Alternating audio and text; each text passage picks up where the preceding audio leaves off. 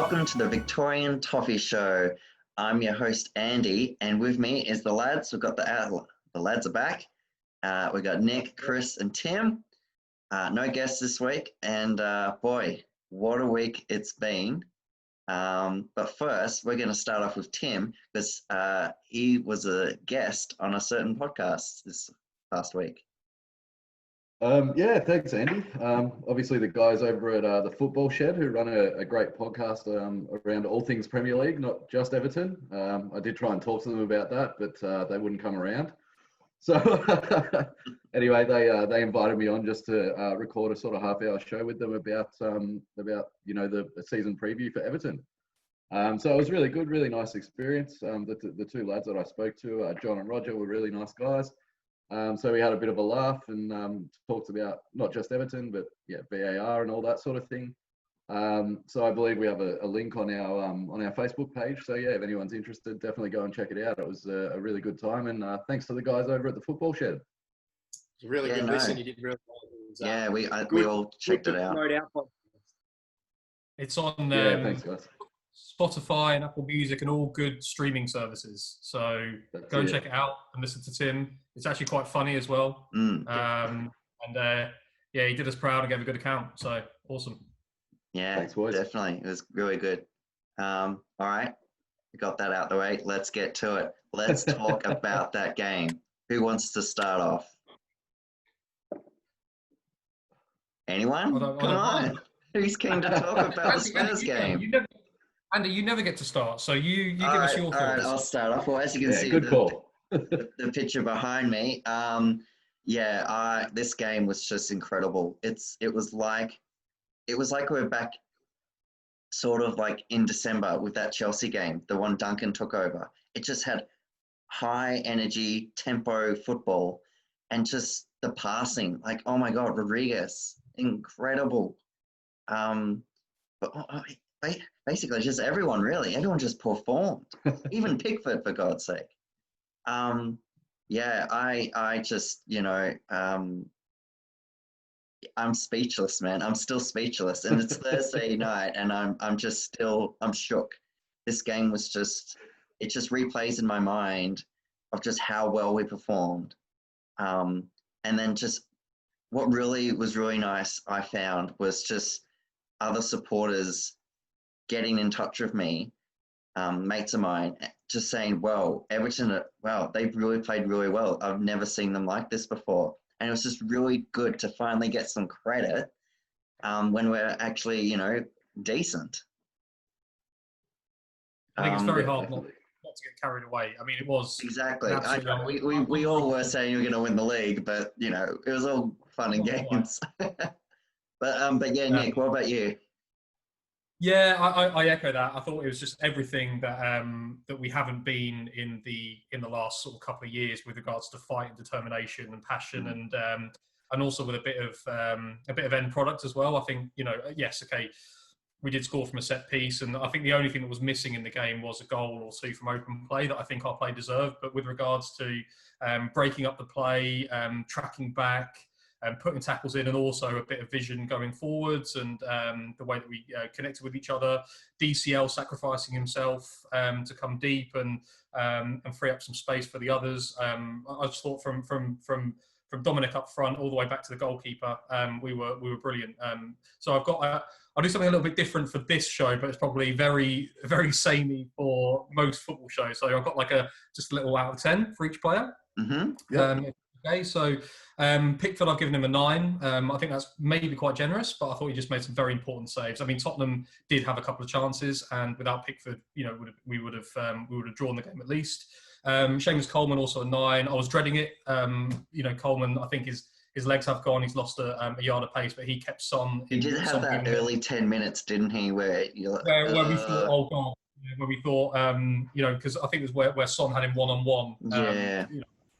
We thought, did really well, nullified that. I thought Mina and Keane, not much to choose from them. I gave them an 8. They were solid. There was a couple of times where they got caught, and Doucouré came back and covered, but more about him in a second. Dini was an 8 as well, calm on the ball, and just a fantastic free kick. Quality on the ball, exactly what we need Dominic to attack. Doucouré was a 9. I gave him my man of the match. I thought, what an unbelievable. I mean, out of the 3 new signings, I thought he was probably the least exciting. But I thought he was absolutely everywhere. He was everything we've been missing over the last couple of years, probably since well, not a couple of years, but since Idrissa Gana Gueye left. Someone who can chase back, win tackles, sacrifice everything. That last-ditch tackle was just exactly what we need from a defensive midfield player. James, 8 out of 10. His range of passing and vision is something we've not had probably in the Premier League era. He's a class above. If he can get his fitness up and keep fit, he'll be unreal for us. Alan, I thought it was an 8. I think a lot of the lads in the WhatsApp group were a bit critical of Alan. I thought he was a tough tackler. He's got a bit of narc about him as well, which I like. Is what we need. We need someone to be a bit nasty and put a boot in every now and then and have a whinge and all that sort of stuff. So I thought he was good. Andre Gomez, 8, composed, neat and tidy. Not spectacular, but just calm on the ball. A couple of nice little touches. Solid. Richarlison, I gave him an 8. I think a lot of people give him maybe a 6 or 7. I just love the kid. I think he's amazing. I think, he's going to have games where he misses chances. That happens. Yeah. And just his ability to always show for the ball, or never hide. He'll miss a chance and then he'll be receiving the ball and having another go. And any other day, he could have had a hat-trick. But I love him. He's by far my favourite Everton player in God knows how many years.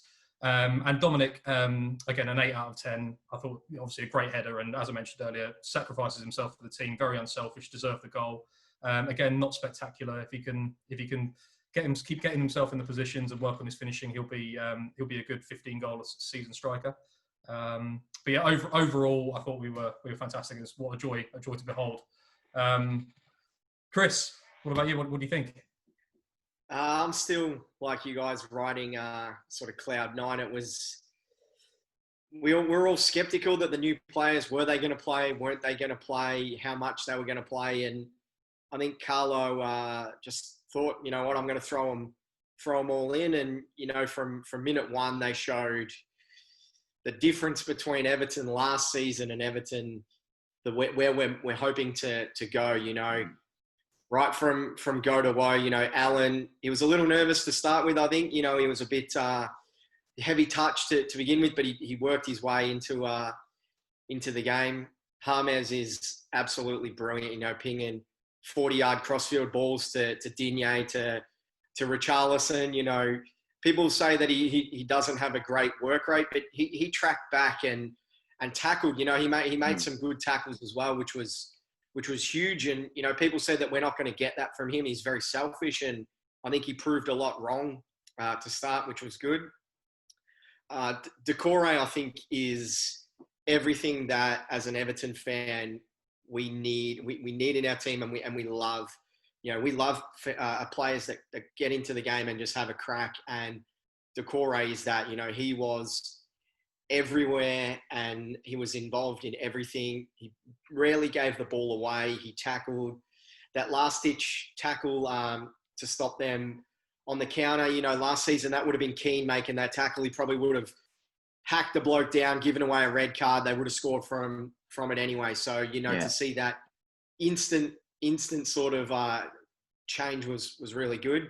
But I think for me, the biggest thing was that the 3 new players came in and they looked at home straight away, but they dragged the quality of everybody else up again. People like Coleman, okay, the first 5 minutes he was a little off the pace, but then after that he was brilliant. Son barely did anything for the game, and Coleman worked really, really well with James on the right. Luca Dean had a pretty average season last year. Him and Richarlison were brilliant. I think having not only Alan but also Doucouré that can drop in and hold in front of the defenders allows Coleman and Luca Dean to get forward. We know what quality they have getting forward. And, Coleman got in the box. I think Coleman was in our box having a shot a couple of times. He wouldn't have done that last year. So having those holding players that we desperately needed allowed that to happen. Gomez was much, much better. He played in a much more forward role than he did last season, and he was rarely wasteful with the ball. He played some really good passes. He put in some really good challenges and was just the Gomez that we all love and we want playing for us week in, week out. Like you said, Nick, about Richarlison, his Richarlison is brilliant. The lad's 22, 23. He's going to miss chances, and he's so keen to impress and play well for the shirt that he's going to be a little bit greedy at times, and we saw that with his counter, that shot that he could have squared up to DCL, but to the kid's credit, he kept running, and like Nick said, he cracked in, and it was like it didn't happen in his mind. So, and I was also just quickly on that. Sorry to interject, but I also think that he gets probably a little bit too much stick for that. I think if you're a forward player like Richarlison and you go around the goalie like that, you're not seeing what's okay. Hindsight, yes. On the TV, it looks like yes, square. It's an open goal, or thereabouts. I know there was a defender on the line, but if Richarlison doesn't shoot, then you'd be wondering what's wrong with him. He's a forward player, and he was just off balance. I don't blame him for that. It was a tough chance at the end because of the balance issue. Yeah. He was running at such pace. We all know what pace he has, but I think everybody was just better than they were last season. The 3 new players add to it.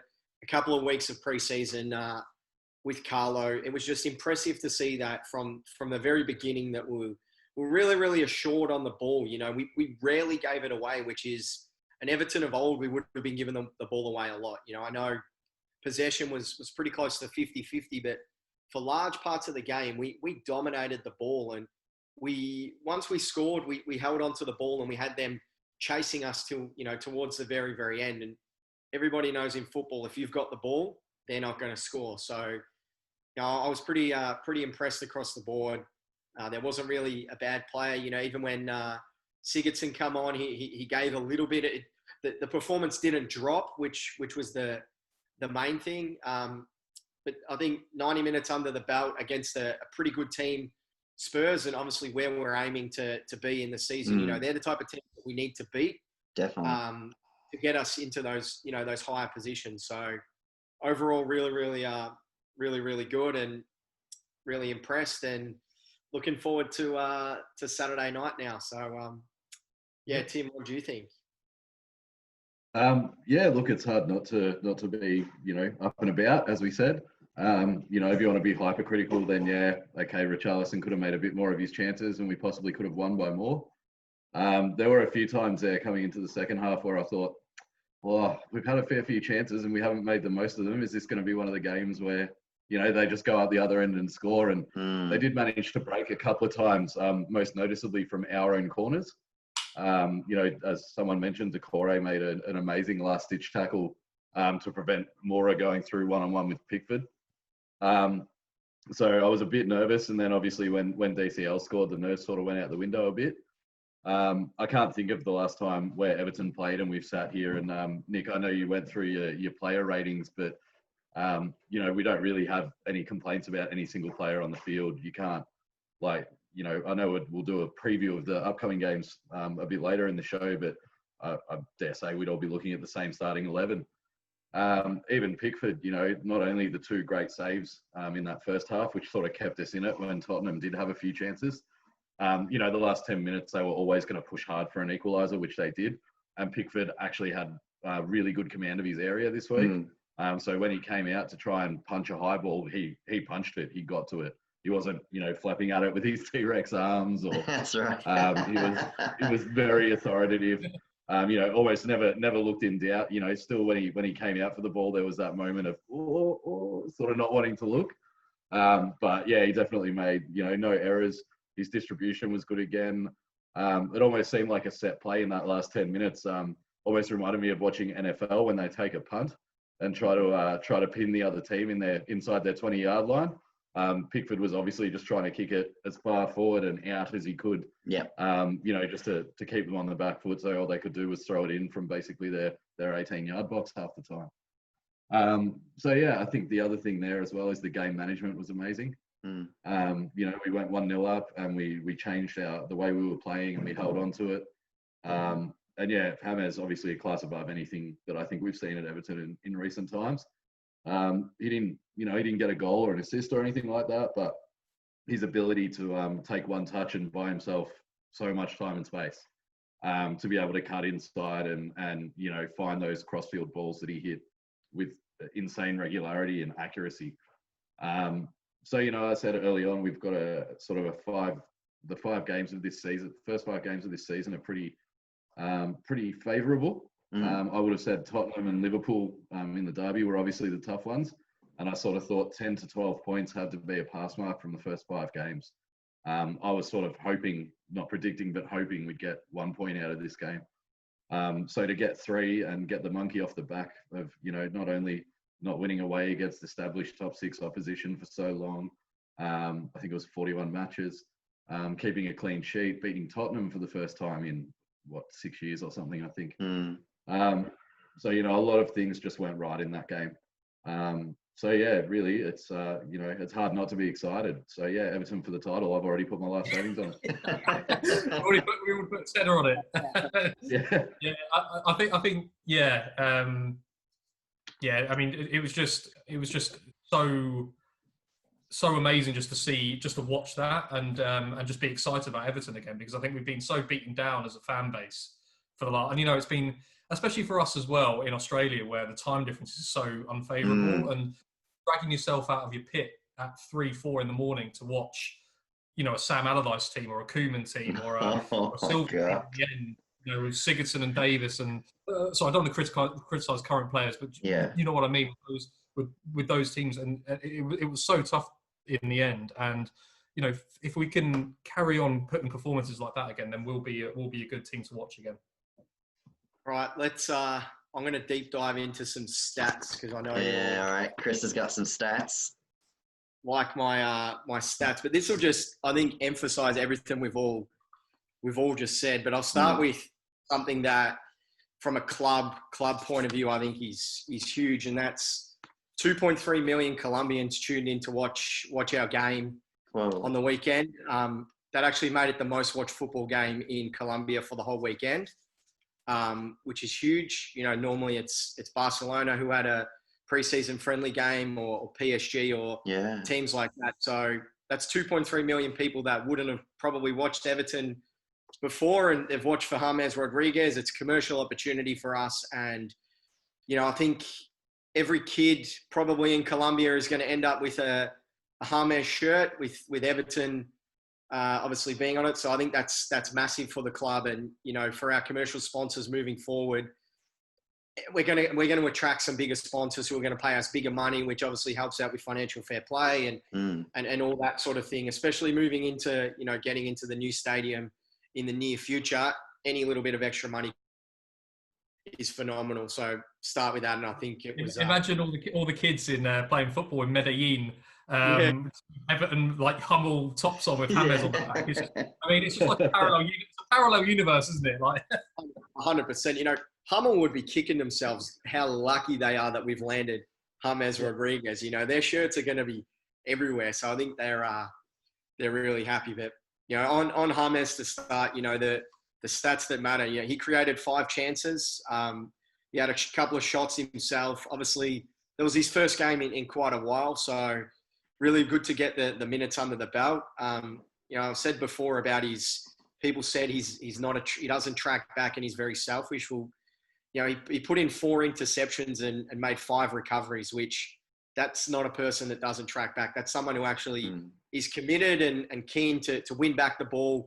From there, he had an 84% pass rate, which in our forward third in the last 2 years, no one's been above 65 in it for a match. So that's massive. So, I think for him, we obviously know the superstar that he is, and we know going forward what he's going to be able to do. But for him to start like that, he's kind of set the bar really, really high. And, the way he talks during the week and everything, he said, this is the start and now we need to build on it. So for James, I think it was really, really important start. Come on, Toffees. Yeah, it's exciting, that we're going to have that bloke play for us every week. So it was really, really good. I think Alan, the signing of Alan, everybody knew we needed to get someone in for that defensive role. He came in, and I said it last week, he makes 3 or 4 tackles a game, more in Champions League. He started off, he made 4 tackles in the game straight away. Three clearances, which, last year wasn't happening. The ball was getting just knocked out slightly and then it was coming back in. So he did that. But I think the biggest thing for me with Alan is, and I'll give you this quote from Michael Keane. Michael Keane said he's a defender's dream. He's always there on the striker's toe, winning the ball back. He does a lot of running, puts in a lot of tackles. He's great to have him there. He was class, as were all the other lads, including everyone who came in and our old players. But to have your centre-back who is in a pretty good vein of form say that, that's the type of player that he wants sitting in front of him, I think that's huge. And I think Carlo Ancelotti obviously knew what he wanted and he went and got exactly who he wanted for that role. And it's instantly had an effect. And it's exactly what we needed. That person that can sit in that position, that can hold and take the pressure off Mina and Keane. Everyone's, we've all watched Mina and Keane, they play some pretty average passes at time and, they seem nervy. Well, they weren't like that against Tottenham, who have the likes of Harry Kane and Son, and Lucas Moura towards the end, who they're good footballers, they're good attacking footballers. And we basically snuffed them out for the whole game. Which I was going to say, Harry Kane didn't have a sniff all game. Oh, he was terrible. Son was their most dangerous player coming in off the left flank, but Harry Kane had nothing all game, and it was bizarre because usually he has a sniff, even if he's not in the game, he has a sniff. But and he'll have a shot from 25 yards or something, but he didn't even have that. So I think it was testament to not only the back four, but also to the two in the middle that were sitting in front.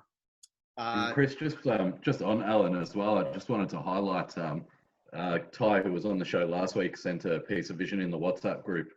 And I just wanted to refer to that because I remember saying that when we first signed Alan, or Alan, as I like to call him, because, we know each other so well. My buddy Alan, he obviously, I said at the time, it was sort of outside of the transfer model due to his age and stuff like that. But again, could fully recognise that we needed a player like that.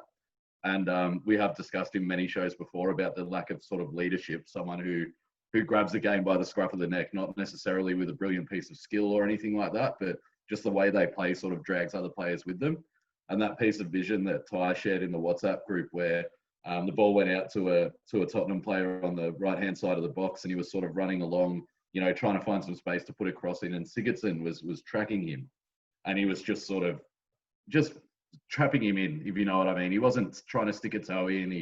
He wasn't close to him, and Alan came from the top of the square, sprinted across, virtually ran past Sigurdsson, put the boot in, kicked it out for a corner, and was like, "Yeah, that's how you do it." And just seeing that made me so excited because that's exactly what I've been saying. We need someone who takes control in a game. So he watched Sigurdsson and went, "You're not doing it right," and he went and did it himself. And that drags other players along with you. And I think that was one of the most exciting things I saw in that game, to be honest. Yeah, massively. The leadership, and you could see it across the park. I think after 10 minutes in, where he settled, obviously there would have been nerves. You could see that he was vocal, and he's pointing and pushing players along and asking for the ball, coming to the ball, and he wanted to be involved, which I think was really, really exciting. And when he was on the ball, he wasn't wasteful. He always was one step ahead of where he needed to be, and it was brilliant. It was a really good start from him. Like Nick, I thought Decore was our man of the match, and if he's not already, he's probably going to become one of my favorite players. Just for the work rate on the lad. As Everton fans, we want someone to play for the shirt and to have a crack from go to woe, and he is that player above and beyond. He puts in tackles. Obviously, he had the last man knock away of the ball. That was brilliant. He had 2 interceptions. He had 4 recoveries. He was just top notch the whole game. He did barely any mistakes whatsoever. He just allowed everybody else around him just to be reassured that, okay, if you're going to go forward like Coleman or Digne, if you're going forward, he's just going to stop into that little pocket that you were meant to be in or you were meant to occupy. he's going to be there and he's going to be able to take that position so that you can then come back when you need to, once you've finished attacking, and stop, the attack from happening. He also, going forward, he created a couple of chances. With Richarlison, there was a couple of times where he ripped some really good balls out. So I think him and Gomez, when they get used to playing with each other in the attacking sense, I think it's going to be really, really beneficial. His two-way running was just phenomenal. It was brilliant. So that obviously really, really, really, really, really positive, the 3 new signings. But something for me that I found even more positive than that was that Richarlison had 80 touches, which is his most ever in a game. That says to me that, last year he was doing a little bit more defending and sitting back.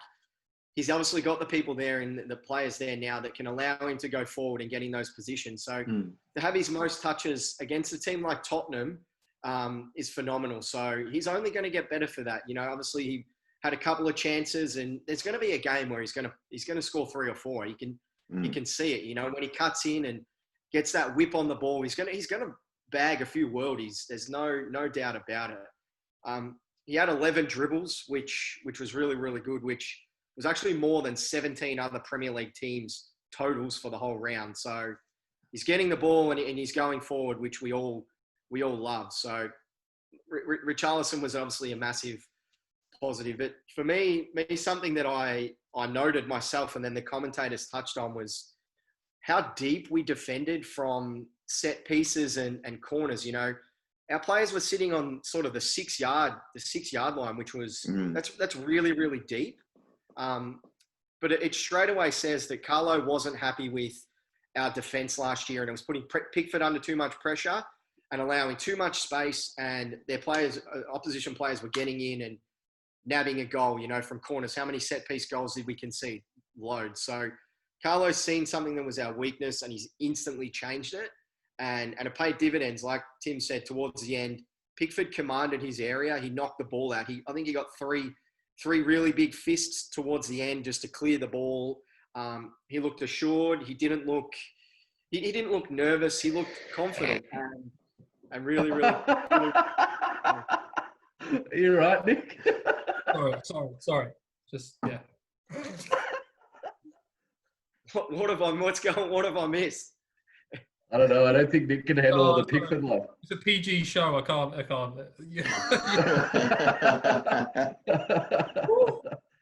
So Pickford was really, really good as well. So obviously overall really, really good. But moving forward, I think the team spirit was phenomenal, and you can tell that everyone there he wants to be there. And Carlo he's got them all going. And for too long as Everton fans, we've had to put up with the rubbish that we were getting every second week, and there'll be one good game in every 6, and it hasn't been great. So we don't want to get too far ahead of ourselves, but we are going to win the league. Yeah, we also win the league.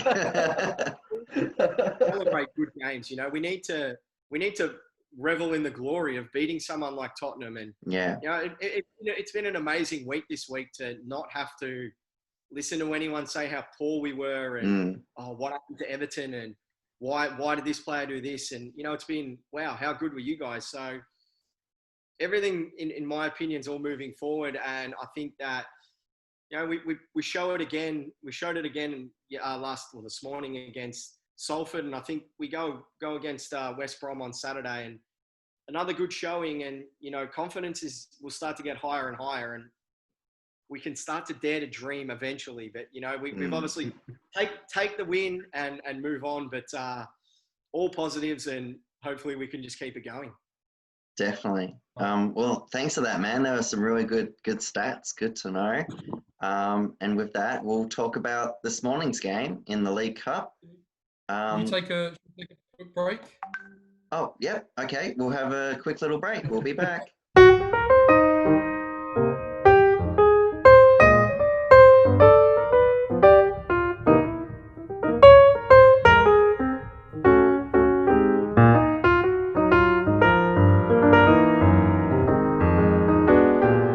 right. We are back, and we are going to talk about the Salford City game. Now, I had to go to work, so I only got to see the first 15 minutes, but I've seen the highlights and stuff, and from the looks of it, yep, 10 changes from the team that played at Spurs. I guess you would say it's the B team. And yeah, all right start, but then, yeah, it's just, it kind of, for me, it just brought back of like, not creating enough. And some players sort of, I thought Moise Keane was still doing things when he's like, I'm just going to do this. It's like, yeah, but are you in the right position? Like, is that what you're supposed to be doing? That type of stuff. And his first touch, my God, it's like he had like balloons on his feet. Every time the ball got to him, it just bounced away from him. One might say he had the Lukaku first touch. The Lukaku first touch, yeah. But yeah, no, Although if he great. could score as many goals as normally, but Yeah. I enjoyed his penalty. That was a good penalty, the little flick up in the middle. Yeah, no, good win. We move on. And I thought Gordon was probably man of the match for me. I thought he was great. And the goalkeeper as well, really good. I have trouble saying his name. What's his name? Virginia. João Virginia. Okay. I keep wanting to say Jow, and I'm like, it's not Jow. That's like a 7 out of 10. That's fine. Yeah. But yeah, no, there's some good performances from the youngsters that were there. Nick. So I'll keep it short and sweet. I didn't watch the game. I'm a terrible fan. I just couldn't face the 5 a.m. start. But I saw the highlights. I watched the extended highlights, and I'm pleased for Sigurdsson. I think it was a really good finish. Shows a bit of confidence and gives him a bit, because he's, I know he seems quite cool and doesn't really show much emotion, but the stick he gets, it probably does get to him, and the fact that he's been dropped and he's lost his place. And the players that played in his position played really well at the weekend. I think that shows a bit of strength of character, and that can only help us in the sense that he is still a useful player to have around the squad. Mm-hmm. I'm still unconvinced, and I still think potentially it's probably time for him to move on. But I think that was a positive that he scored. I think Moise Keane, any other night he could have had 3 or 4. Really unlucky. It's probably just the way it's going at the moment for Moise Keane, unfortunately. It doesn't seem to be working. The penalty. I think it's good in many ways, and that it shows confidence because he has had a rough time and he's still got the confidence to be a bit cheeky. Personally, I don't like it though. I think put your ego aside and just take the penalty properly and put. But that's maybe me being a bit old school. I know that's the Jorginho does it for Chelsea and it works almost 100% of the time, if not 100% of the time. So fine. But yeah, look, routine 3-0 win, can't complain into the next round. So all good. Tim, what about you, mate? Yeah, a bit the same. I did get up at 5 a.m. to watch a game. I didn't make it through very much of the game. I saw the first goal and Branthwaite go down injured and then just sort of drifted off into sleep. But what I took out of it was, much the same. Look, it was our B side, really. Mm-hmm. And I think it shows, I know it's only been one game, but I think it sort of shows where we're at when I don't think any player in that team against Salford guaranteed themselves a spot against West Brom or even put very much pressure on what I imagine would be, the same starting 11 from Tottenham.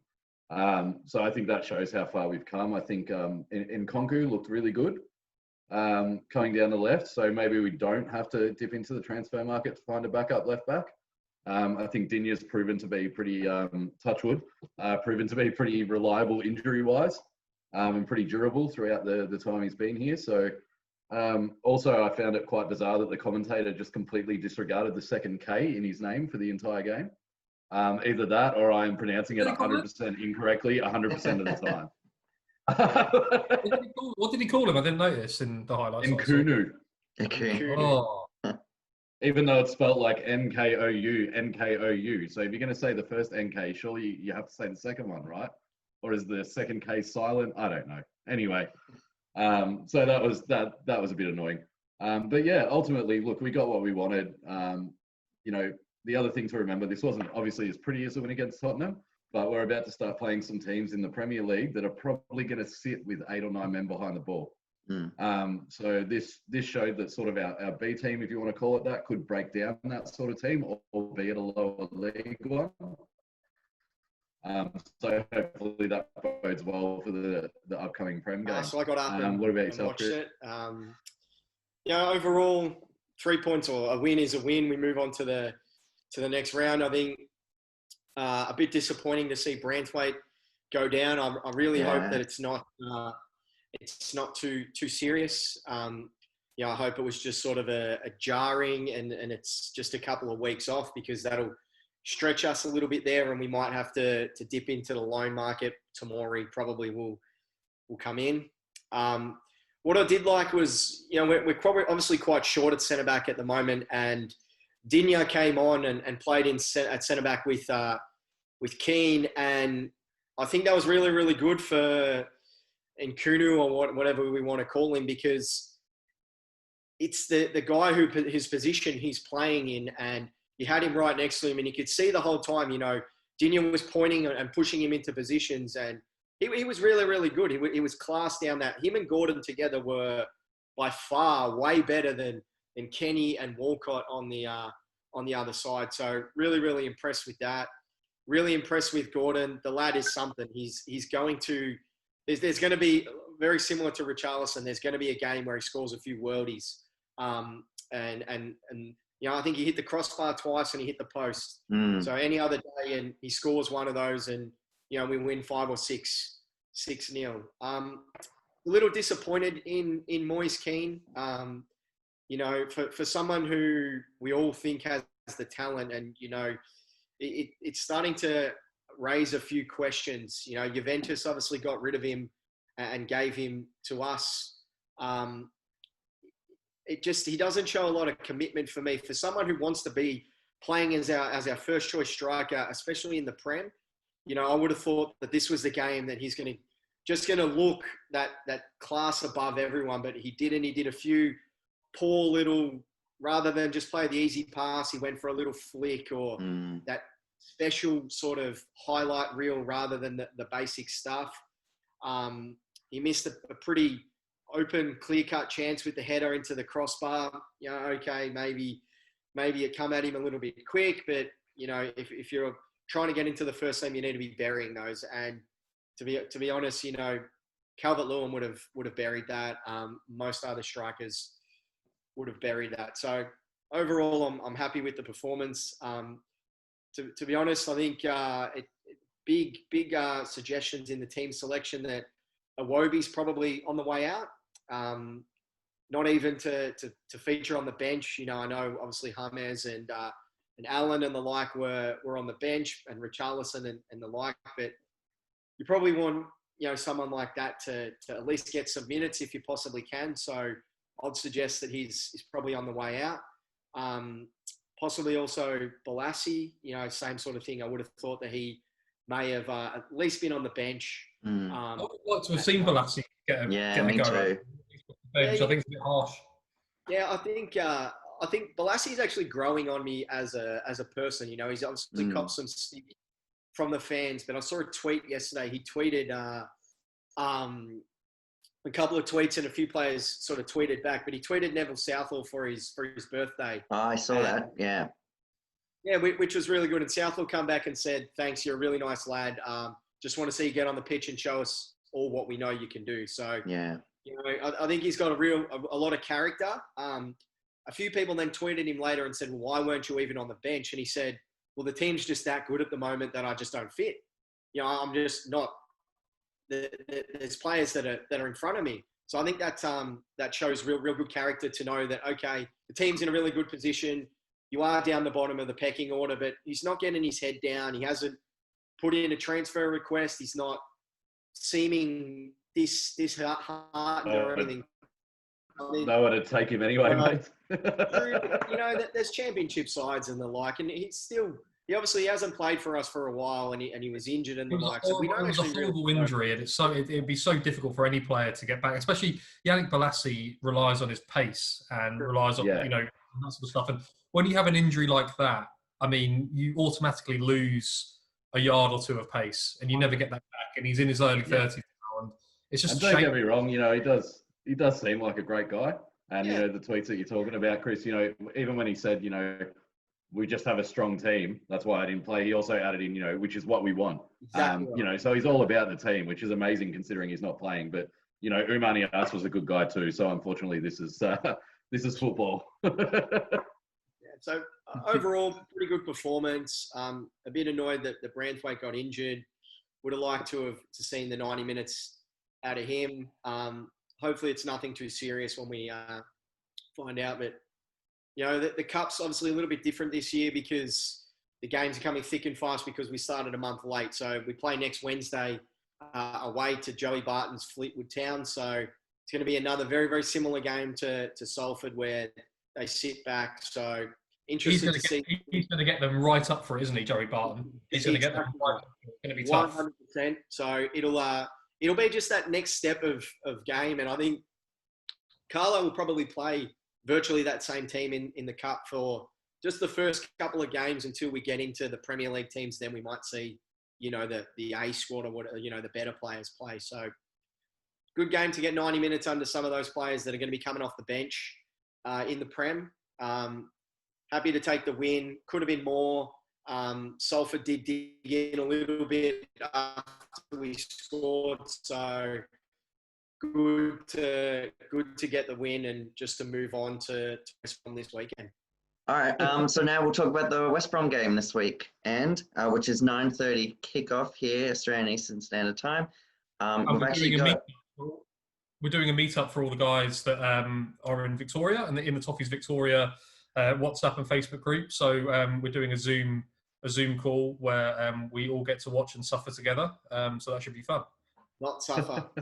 We're gonna romp this game in. Let's be positive. That's right. Tim, what are your thoughts on this game? Same lineup?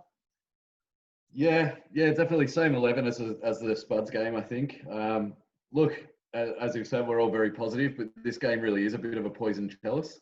I think it's going to be a very different game to what we saw last weekend.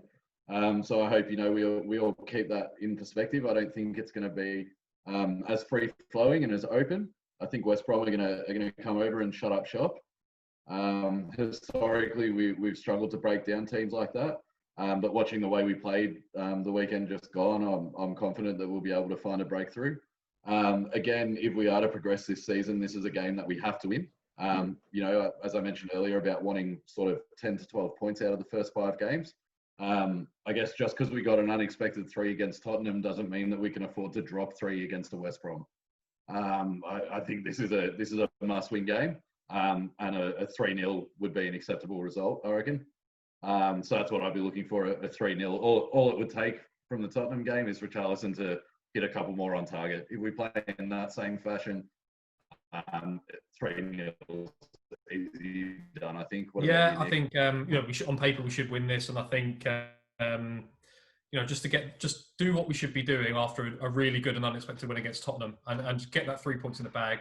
Obviously, West Brom do pose a potential Everton which is something that I'm always conscious of. I'm confident that we'll win the game. We've definitely got better quality than they do. We created enough chances against Tottenham to score at least a couple of goals from open play, and I'm hoping for the same thing again. I think it's the same 11 that started the Tottenham game, I can certainly see us doing them 2 or 3-0. I think would be a good result.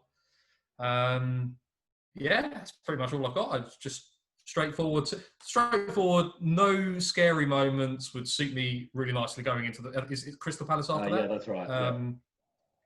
So going into the Palace away game, which is always a tough place to go. 3 points, easy 2-3-0, no injuries. That'll be good. Yeah. What about you, Chris?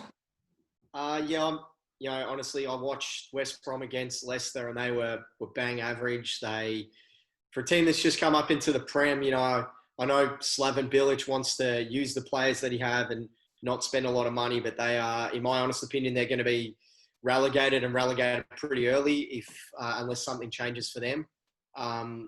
In all honesty, I think Tim's right. They're going to come and they're going to sit back.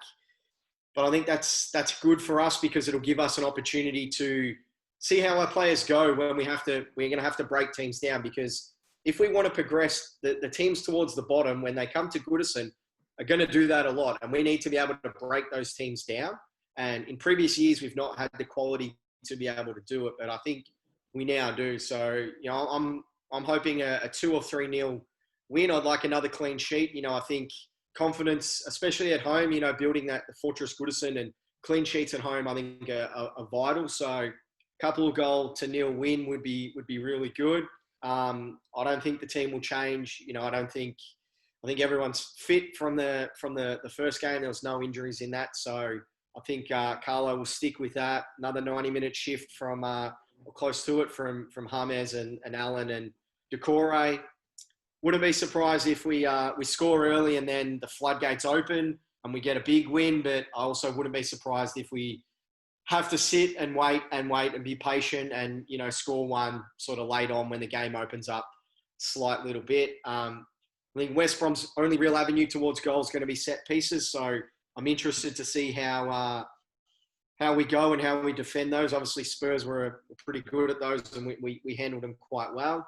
But I'm positive going into this. This is, it's not normally like me to think that we're going to romp in against a team, but West Brom were horrible against Leicester, and I would love to see us bury them very, very quickly and move on to Crystal Palace. So 3-0 is my tip.